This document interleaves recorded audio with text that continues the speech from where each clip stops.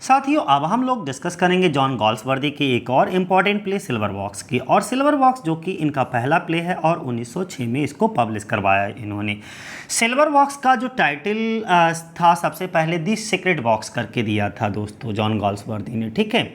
और इसके बाद में जॉन गॉल्सवर्दी ने अपने लिटरेरी करियर की शुरुआत ही एज अ नॉवलिस्ट की थी। और ये जॉन गॉल्सवर्दी का फर्स्ट प्ले माना जाता है। कौन सा? सिल्वर बॉक्स, जो कि 1906 में आया था, ठीक है। अब हम बात करते हैं कि ये जो नाटक है जिसका पहले नाम था कि सीक्रेट का डिब्बा और बाद में इसका नाम पड़ गया चांदी का डिब्बा यानी कि सिल्वर बॉक्स, के गायब होने से एक धनी नेता के व्यवहार की तुलना एक बेरोजगार व्यक्ति से की जाती है। इस पूरे प्ले को पढ़ोगे तो आपको पता लग जाएगा कि यहाँ पर एक किस तरीके से एक एमपी दिखाया जाता है, एक धनी लीडर दिखाया जाता है और उसके व्यवहार की तुलना एक बेरोजगार व्यक्ति से की जाती है। और विभिन्न सामाजिक वर्गों के दृष्टिकोण को भी इस प्ले में पूरा दिखाया जाता है दोस्तों। तो चलो हम लोग डिस्कस करते हैं सबसे पहले सिल्वर बॉक्स को। सिल्वर बॉक्स के मेन कैरेक्टर्स कौन होंगे? जैसे मिस्टर जोन है, मिस्टर एंड मिसेस जोन्स दिखाई जाती हैं, जैक बार्थविक होता है, जॉन बार्थविक और मिसेस बार्थिक दिखाई जाती हैं। इसमें एक डिटेक्टिव होता है जिसका नाम होता है स्नो दोस्तों।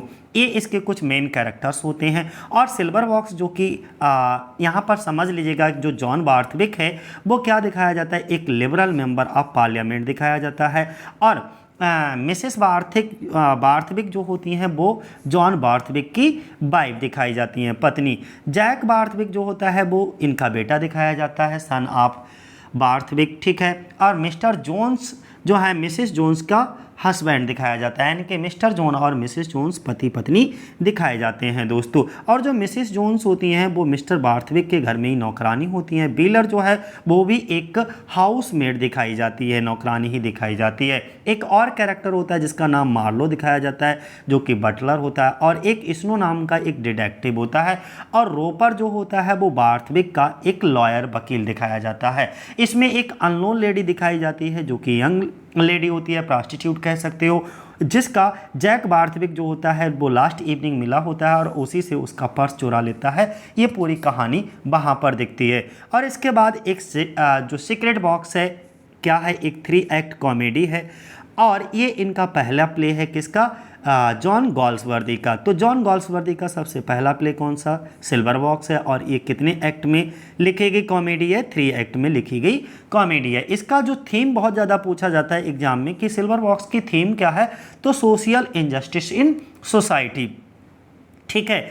और ये सिल्वर बॉक्स क्या है? एक कॉमेडी है। कितने एक्ट की है? 3 एक्ट की है। और कब पब्लिश हुई? 1906 में। सारी चीज़ें क्लियर हो गई। इसके बाद में it illustrate that there is one law for the rich. यहाँ पर क्या दिखाया जाता है? ज़्यादातर जो दिखाया गया है वो क्या दिखाया गया है कि एक लॉ ऐसा है जो रिच के लिए बना है और another for the poor. Law एक ही है लेकिन उस नियम कानून का जो है वो पुअर के लिए किसी और तरीके से वर्क करता है, और जो अगर रिच पर्सन है कोई तो उसके लिए किसी और तरीके से वर्क करता है। यानी कि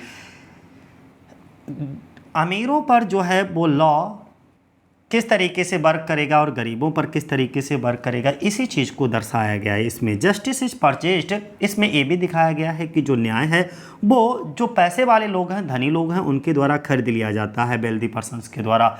और पुअर लोग जो होते हैं वो रेंडर्ड क्वाइट हेल्पलेस होते हैं बिफोर द लॉ, और इसी तरीके से वो सज़ा पाने के भी अधिकारी हो जाते हैं।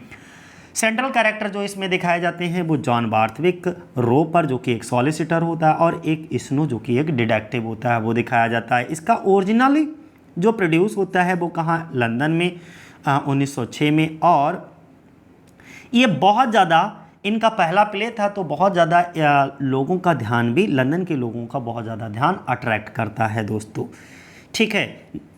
और इन न्यूयॉर्क में अगर बात करें तो इट बाज फर्स्ट सीन पहली बार कब दिखा था? 1907 में।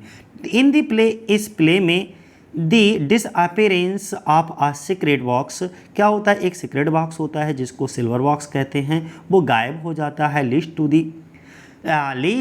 To a comparison of the behaviour of the son of a prosper politician with the death of an unemployed man and the exposure of attitude of different social causes। वही तो हम बता रहे थे कि नाटक में एक सिगरेट का डिब्बा जो कि चांदी के डिब्बे के गायब होने से एक धनी नेता जो होता है उसके व्यवहार की तुलना एक बेरोजगार व्यक्ति से की जाती है। यानी कि एक बेरोजगार व्यक्ति होता है उससे उसकी तुलना की जाती है। और यहाँ पर विभिन्न सामाजिक वर्गों के दृष्टिकोण को भी दिखाया जाता है, उजागर किया जाता है दोस्तों। तो ये कहानी होती है इसकी, और इसमें तुमने देखा होगा मेनली तुम्हें क्या याद रखना है, कैरेक्टर याद रखना है। मैं कहानी तो इसकी पूरी नहीं सुनाऊंगा अब, ठीक है। जैक बार्थविक दिखाया जाता है, एक मिसेस बार्थविक दिखाई जाती है, ठीक है, और मिस्टर जॉन बार्थविक दिखाए जाते हैं। ये जो मिस्टर जॉन बार्थविक और ये मिसेस बार्थविक पति पत्नी दिखाए जाते हैं। इनका बेटा जो होता है वो जैक बार्थविक होता है, ठीक है। इनके घर में एक मार्लो नाम का नौकर दिखाया जाता है, बेलर नाम की एक नौकरानी होती है। उन्हीं के घर में एक और नौकरानी होती है जिसका नाम होता है मिसेस जोन्स। इसका पति होता है मिस्टर जोन्स, ठीक है। तो ये देखो जैक बार्थविक है, ये मिस्टर जोन्स हैं, ठीक है। जैक मिस्टर, ये पूरा का पूरा एक कैरेक्टर, इनको बहुत अच्छे से ध्यान रखना। मार्लो कैरेक्टर आपको बता दिया, बिलर भी बता दिया, मिस्टर जोन्स और मिसेस जोन्स के बारे में भी बताया जा चुका है, ठीक है। इसके बाद में कोई नए कैरेक्टर इसमें नहीं है, इन्हीं कैरेक्टर्स को ध्यान बनाए रखना। और अगला जो इसमें एक और ध्यान रखना है, मार्लो हो गया, जैक और जोन्स ये सभी हो गए, ठीक है। कोर्ट रूम का भी जिक्र हो गया होगा, रोपर को ध्यान बनाए रखना, ये रोपर कौन होता है, ठीक है। तो इतने सारे हमारे क्या हैं कैरेक्टर हैं दोस्तों। इसके बाद नेक्स्ट हम देखते हैं